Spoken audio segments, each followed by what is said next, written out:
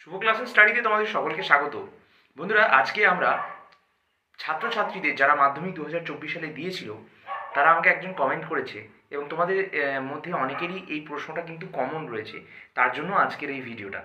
প্রশ্নটা হলো যে দাদা, আমি তো অঙ্ক ও ইংরেজি বাদে সবকটা সাবজেক্টের প্রজেক্ট জমা দিয়েছি, অথবা এই প্রশ্নটাকে ঘুরিয়ে বলতে পারো আমি একটা বা দুটো সাবজেক্টের প্রজেক্ট জমা দিতে পারিনি বা একটি সাবজেক্টের প্রজেক্ট জমা দিতে পারিনি, তাহলে কি আমাদের ফেল করাবে সেই বিষয়ে?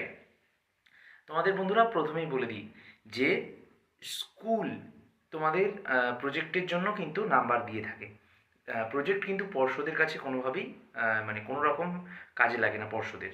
সেই কারণে তোমাদের একটা কথা বলি যে স্কুলের স্যার, শিক্ষক বা শিক্ষিকাকে একবার তোমার অসুবিধার কথাটা জানাও।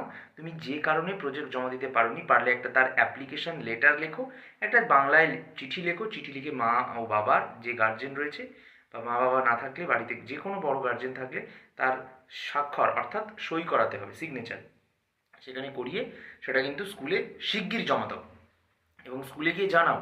তাহলে কিন্তু তোমাদের সেই প্রজেক্টে তোমাদের ন্যূনতম একটা নাম্বার অ্যাভারেজ কিন্তু দিয়ে দেওয়া হবে, অর্থাৎ 10-এ 7-8 দিয়ে দেওয়া হবে।